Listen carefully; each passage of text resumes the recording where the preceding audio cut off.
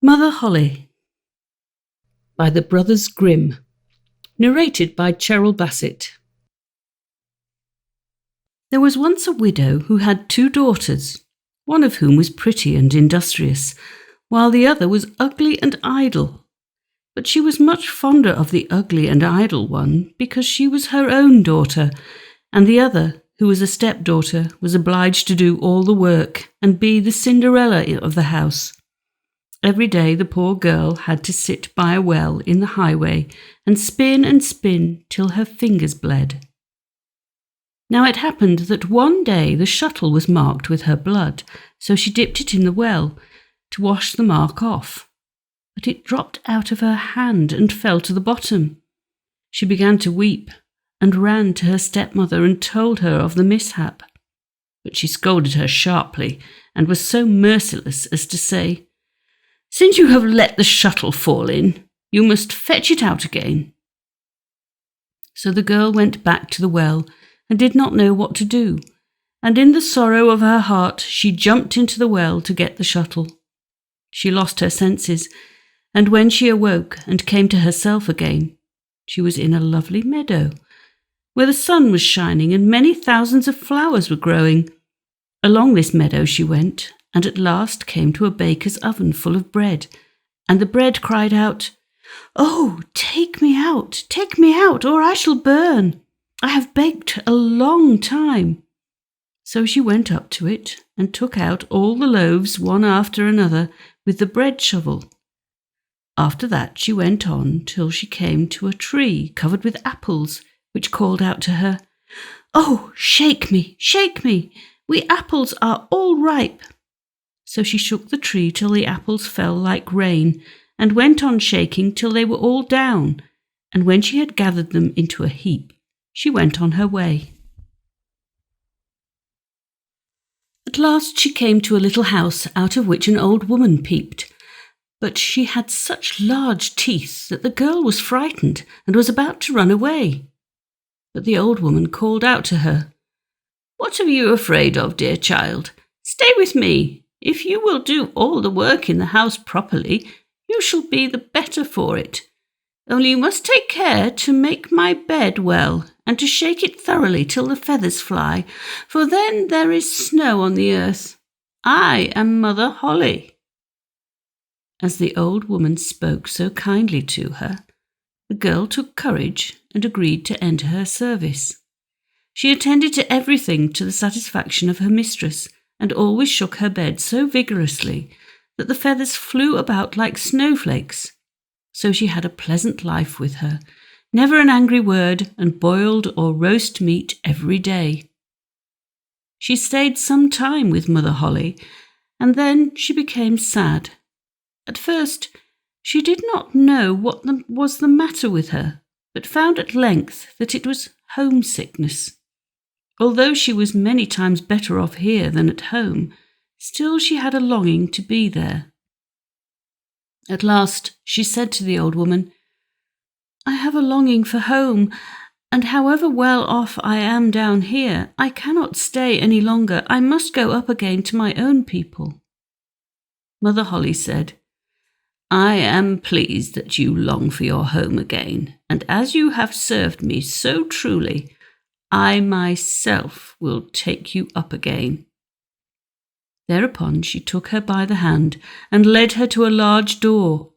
The door was opened, and just as the maiden was standing beneath the doorway, a heavy shower of golden rain fell, and all the gold remained sticking to her, so that she was completely covered with it. "You shall have that because you are so industrious," said Mother Holle, and at the same time she gave her back the shuttle which she had let fall into the well. Thereupon the door closed, and the maiden found herself up above the earth, not far from her mother's house. And as she went into the yard, the cock cried, "Cock-a-doodle-doo, your golden girl's come back to you." So she went in to her mother, and as she arrived thus covered with gold, she was well received both by her and her sister. The girl told all that had happened to her, and as soon as the mother heard how she had come by so much wealth, she was very anxious to obtain the same good luck for the ugly and lazy daughter. She had to seat herself by the well and spin, and in order that her shuttle might be stained with blood, she stuck her hand into a thorn bush and pricked her finger. Then she threw her shuttle into the well and jumped in after it. She came, like the other, to the beautiful meadow, and walked along the very same path. When she got to the oven, the bread again cried, "Oh, take me out, or I shall burn. I have been baked a long time." But the lazy thing answered, "As if I had any wish to make myself dirty," and on she went. Soon she came to the apple tree, which cried, "Oh, shake me, we apples are all ripe." But she answered, "I like that. One of you might fall on my head," and so went on. When she came to Mother Holle's house, she was not afraid, for she had already heard of her big teeth, and she hired herself to her immediately. The first day she forced herself to work diligently and obeyed Mother Holle when she told her to do anything, for she was thinking of all the gold that she would give her. But on the second day she began to be lazy, and on the third day still more so, and then she would not get up in the morning at all. Neither did she make Mother Holle's bed as she ought, and did not shake it so as to make the feathers fly up. Mother Holle was soon tired of this, and gave her notice to leave. The lazy girl was willing enough to go, and thought that now the golden rain would come. Mother Holle led her to the great door, but while she was standing beneath it, instead of the gold, a big kettle full of pitch was emptied over her. "That is the reward for your service," said Mother Holle, and shut the door.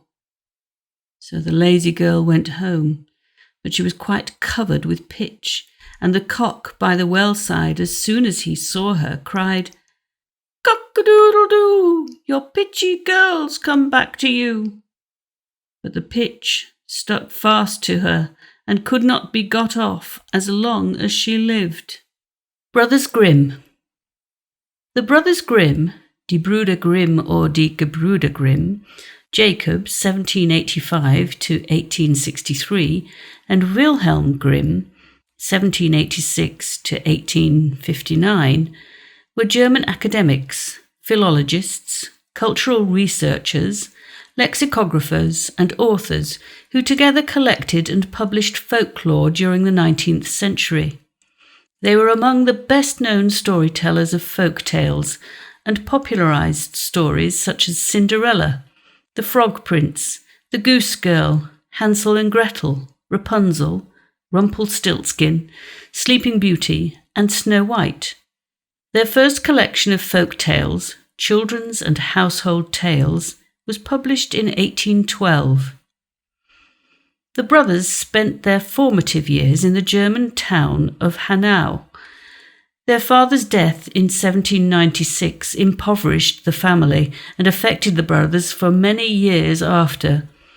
They attended the University of Marburg, where they developed a curiosity about German folklore, which grew into a lifelong dedication to collecting German folk tales. The rise of Romanticism during the 19th century revived interest in traditional folk stories, which to the brothers represented a pure form of national literature and culture. With the goal of researching a scholarly treatise on folk tales, they established a methodology for collecting and recording folk stories that became the basis for folklore studies. Between 1812 and 1857, their first collection was revised and republished many times, growing from 86 stories to more than 200. In addition to writing and modifying folk tales, the brothers wrote collections of well-respected German and Scandinavian mythologies, and in 1838 they began writing a definitive German dictionary, Deutsches Wörterbuch, which they were unable to finish during their lifetimes. Many of the Grimm's folk tales have enjoyed enduring popularity. The tales are available in more than 100 languages and have been adapted by filmmakers including Lotte Reiniger and Walt Disney, with films such as Snow White and the Seven Dwarfs and Sleeping Beauty. During the 1930s and 40s, the tales were used as propaganda by the Third Reich. Later, in the 20th century, psychologists such as Bruno Bettelheim reaffirmed the value of the work, in spite of the cruelty and violence in original versions of some of the tales, which the Grimms eventually sanitized. Writing. From 1807 onward, the brothers added to the collection.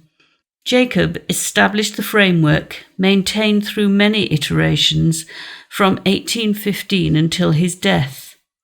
Wilhelm assumed sole responsibility for editing and rewriting the tales. He made the tales stylistically similar, added dialogue, removed pieces that might detract from a rustic tone, improved the plots, and incorporated psychological motifs. Ronald Murphy writes in The Owl, the Raven, and the Dove that the brothers, and in particular Wilhelm, also added religious and spiritual motifs to the tales. He believes that Wilhelm gleaned bits from the old Germanic faiths, Norse mythology, Roman and Greek mythology, and biblical stories that he reshaped. Over the years, Wilhelm worked extensively on the prose, expanded and added detail to the stories to the point that many grew to be twice the length of those in the earliest published editions. In the later editions, Wilhelm polished the language to make it more enticing to a bourgeois audience, eliminated sexual elements, and added Christian elements. After 1819, he began writing for children. Children were not initially considered the primary audience. Adding entirely new tales or adding new elements to existing tales, elements that were often strongly didactic.